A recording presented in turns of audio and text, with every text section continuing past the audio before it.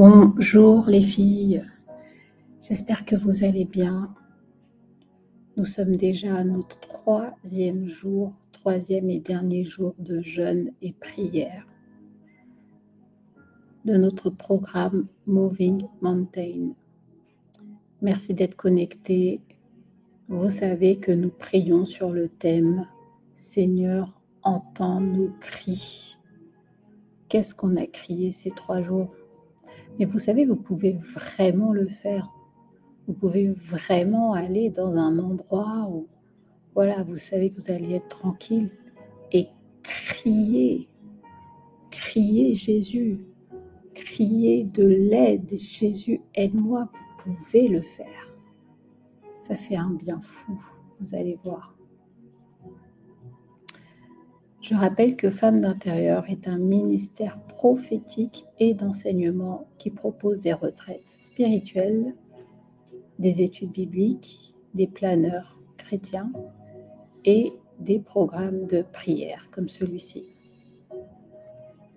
Vous allez pouvoir retrouver l'actualité de Femmes d'Intérieur sur son site internet.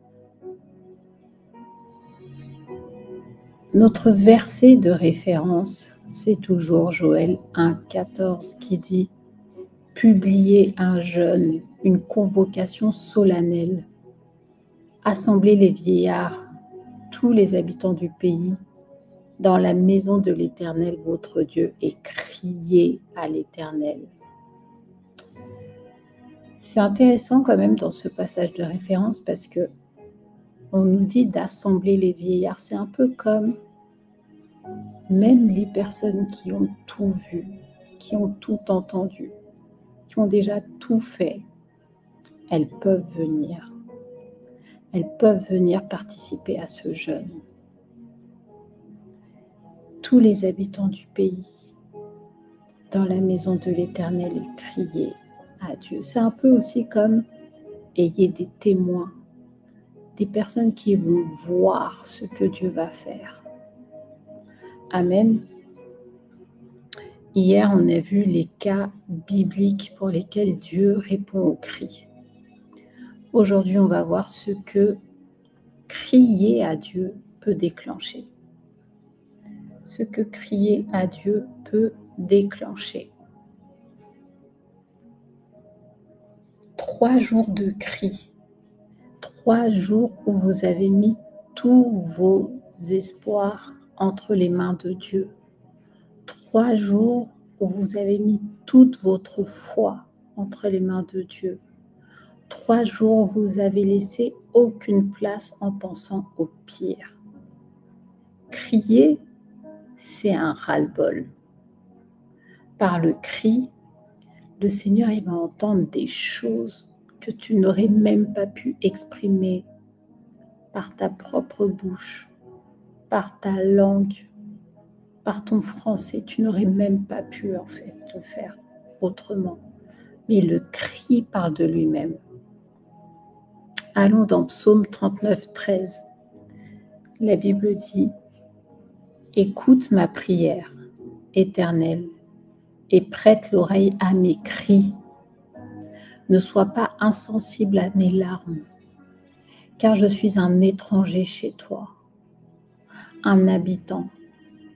Comme tous mes pères, détourne-moi le regard et passe, et laisse-moi respirer avant que je m'en aille et que je ne sois plus. » J'imagine que ton cahier, ton carnet doit être rempli. N'oublie pas, remplis-le de toutes tes pensées, des personnes qui te viennent en tête. Peut-être que le Seigneur te demande de prier pour elles. Même si ça n'a pas de sens, même si tu ne vois pas pourquoi tu penses à ça, écris-le. Tu comprendras plus tard. Prions. Éternel des armées, écoute nos cris. Prête l'oreille à nos cris. Ne sois pas insensible à mes larmes, à mes sanglots, à mes crises d'angoisse. Nous avons mis 3 jours à part. 3 jours où nous te supplions.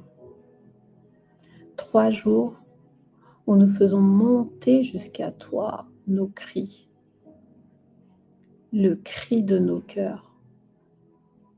Délivre-nous, ô Dieu, Dieu Tout-Puissant, au nom de Jésus-Christ. Amen. Alors, qu'est-ce que le cri va déclencher? Premier point, le cri va déclencher des bénédictions. Oui, le fait de crier à Dieu, ça va provoquer, ça va déclencher des bénédictions. De nombreux versets nous montrent ce rapport direct entre le cri et les bénédictions.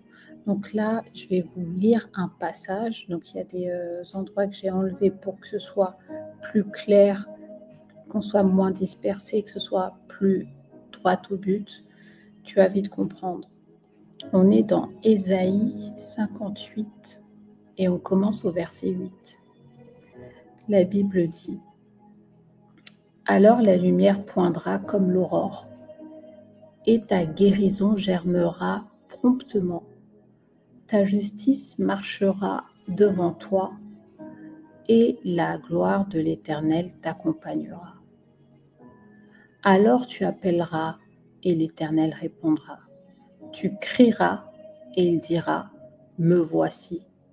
Si tu éloignes du milieu de toi le joug, les gestes menaçants et les discours injurieux, si tu donnes ta propre subsistance à celui qui a faim, si tu rassasies l'âme indigente, ta lumière se lèvera sur l'obscurité et tes ténèbres comme le midi.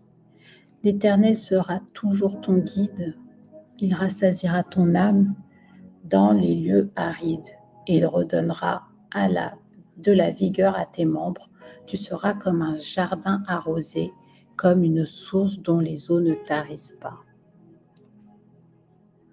Les tiens rebâtiront sur d'anciennes ruines.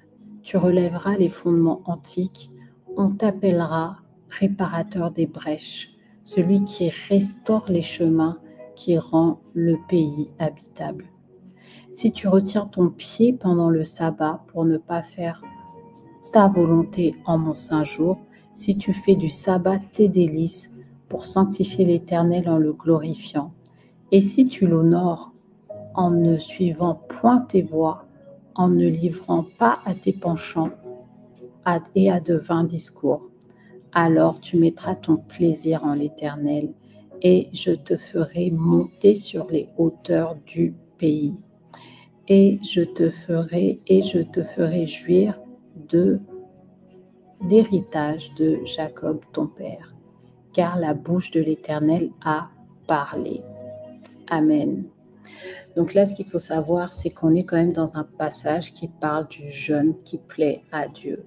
Donc tu es en train de jeûner, tu es concerné, ça commence là. Tu jeûnes, ensuite on parle d'un cri, tout part du cri.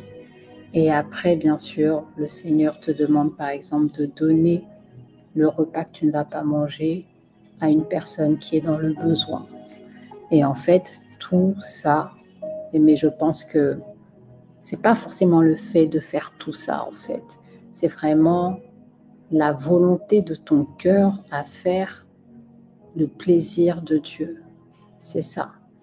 Donc du coup, ça va déclencher l'héritage, jouir de l'héritage de Jacob. Est-ce que tu vois, t'imagines un peu ce que ça représentait, les bénédictions que Jacob avait reçues? Et la Bible parle aussi de monter sur les hauteurs, de te redonner une nouvelle vigueur à tes membres, mais vraiment beaucoup, beaucoup, beaucoup de choses. Amen. Par rapport à ta situation, par rapport à ce que tu viens de recevoir, prions. Éternel des armées, ta bouche a parlé, et qu'il soit fait selon ta parole. Fais-moi monter sur les hauteurs du pays, sur les lieux élevés. Fais-moi jouir de l'héritage de Jacob. Mets-moi, Seigneur mon Dieu, là où tu m'attends. Mais aussi donne-moi la sagesse d'y arriver, de faire ce que tu me demandes de faire et pas plus. Guide-moi, redonne de la vigueur à mes membres afin que je retrouve la forme. Fortifie-moi, donne-moi la force de suivre tes pas et non les miens. Au nom de Jésus-Christ. Amen. Deuxième point, le cri, il va déclencher le miracle. Le cri va déclencher le miracle. Il y a une réalité spirituelle en fait derrière le fait de crier à Dieu. Et bien sûr, c'est un cri qui est inspiré par le Saint-Esprit et il arrive au bon moment. Et le fait de déclencher une clé qui va libérer le bras de Dieu, c'est comme si c'était automatique. J'ai 3 versets pour toi. Le premier, c'est dans Psaume 33. J'ai crié à toi et tu m'as guéri. Vous voyez un peu le lien de cause à effet. J'ai crié à toi et tu m'as guéri. Allons dans Ésaïe 30, 19. Il te fera grâce quand tu crieras. Donc c'est quand tu crieras qu'il te fera grâce. Ensuite, Psaume 56 au verset 9. Mes ennemis reculent au jour où je crie. Je sais que Dieu est pour moi. Donc c'est le jour où tu cries que tes ennemis reculent. Amen. Prions. Éternel des armées, je prie que mon cri déclenche un miracle de ta part, car j'ai besoin d'une guérison. J'ai besoin d'une grâce. J'ai besoin que mes ennemis reculent. J'ai besoin que ta justice parle dans ma vie. J'ai besoin de souffler. J'ai besoin de repos, de ne plus m'inquiéter. Je sais que tu es pour moi. Je veux vivre cette réalité au nom de Jésus-Christ. Amen. Troisième point, le cri va libérer une puissance. Le cri va libérer une puissance. Il y a des choses qui attirent la présence de Dieu. Il y a des choses qui attirent l'onction. Il y a des choses qui attirent une puissance. Et souvent, c'est le cri. Ça peut être un cri d'intercession, un cri de victoire, mais ça en fait partie. Allons dans Matthieu 27, 46. La Bible dit « Et vers la 9e heure, Jésus s'écria d'une voix forte. Eli, Eli, lama sabachthani, c'est-à-dire mon Dieu, pourquoi m'as-tu abandonné ?» Donc là, on a Jésus qui est sur la croix et qui crie à Dieu en fait. Au verset 50, Jésus poussa de nouveau un grand cri et rendit l'esprit. Il rendit l'esprit. C'est marrant que, là je viens d'y penser, que là on nous dit qu'il rendit l'esprit et nous ici on dit rendre l'âme. Mais on voit que ça n'a rien à voir en fait. Ça n'a rien à voir. Rendre l'âme, c'est vraiment terminé, c'est fini, c'est la fin, c'est la mort. Et on sait que ce n'est pas le cas pour Jésus. Quand on va dans Hébreux 5, 7, verset 7, on lit « C'est lui qui, dans les jours de sa chair, ayant présenté avec de grands cris et avec larmes des prières et des supplications à celui qui pouvait le sauver de la mort et ayant été exaucé à cause de sa piété. » Donc bien sûr, on parle de Jésus. Et on nous dit, c'est bien dit, hein, qu'il a présenté de grands cris, des larmes, des prières et des supplications à celui qui pouvait le sauver de la mort, ayant été exaucé à cause de sa piété. Amen. À cause de ta piété, tu seras toi aussi exaucé. À cause du fait que tu t'es connecté sur ce programme de prière qui du coup illustre ta crainte de Dieu, ta volonté de t'en sortir, ton amour de Dieu, tu seras délivré. Prions.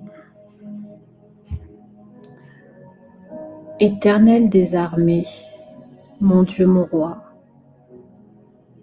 lorsque j'ai commencé ce programme de jeûne, j'avais l'impression que tu m'avais abandonné. Pourtant, je suis ton enfant, je suis ta fille, mais j'avais l'impression que tu m'avais abandonné. Et aujourd'hui, au 3e jour, je termine ce jeûne avec pour rappel tout ce que tu as fait à la croix pour moi. Lorsque tu as crié, c'était pour relâcher, c'était pour l'accomplissement, c'était pour libérer une puissance. Il fallait que tu ailles sur la croix pour le faire. C'était prévu, c'était écrit. Ça me fait réfléchir au cri que je te porte, que je te lance. Si lui aussi il était écrit, quelle est la puissance qui va en sortir? Parle-moi, Seigneur. Regarde à ma piété, regarde à mon cœur, regarde à mes œuvres. Je prie et fais des supplications.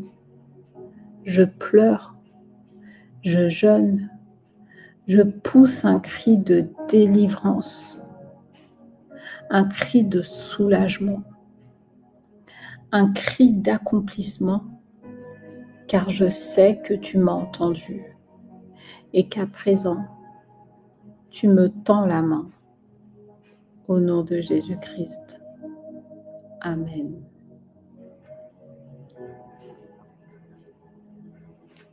Quatrième point. Le cri déclenche une délivrance. Exode 2, 23. Les Israélites gémissaient encore sous la servitude et poussaient des cris. Ces cris que leur arrachait la servitude montèrent jusqu'à Dieu. Waouh! Les Israélites, on peut imaginer qu'ils étaient en train de se faire fouetter.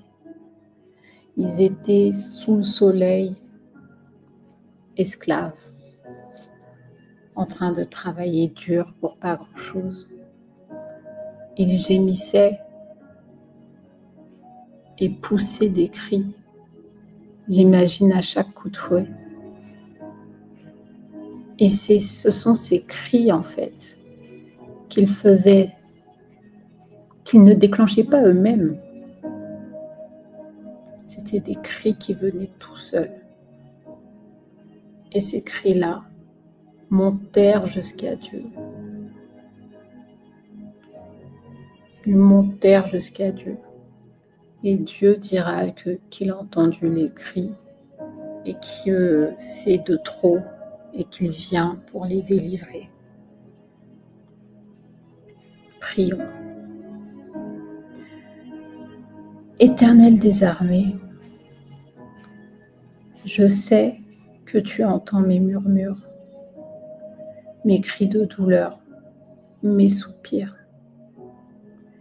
les cris de la fatigue, de la torpeur, de l'inquiétude, de mes gémissements, les cris des coups, du rejet, des attaques de l'ennemi. Toutes ces attaques, Seigneur, parlons-en. Ça fait tellement mal. Ça me laisse à terre. Je ne peux plus rien faire. Je suis pieds et mains liés. Délie mes mains, Seigneur. Délie mes pieds. Fais-moi courir. Fais-moi rattraper tout ce que j'ai loupé, Seigneur. Délivre-moi. Délivre-moi de tout ça. Sors-moi de ces prisons au nom de Jésus-Christ. Amen.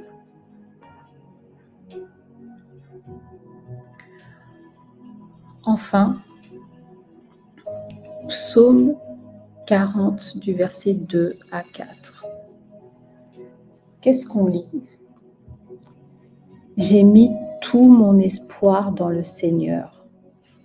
Il s'est penché vers moi. Il a écouté mon cri.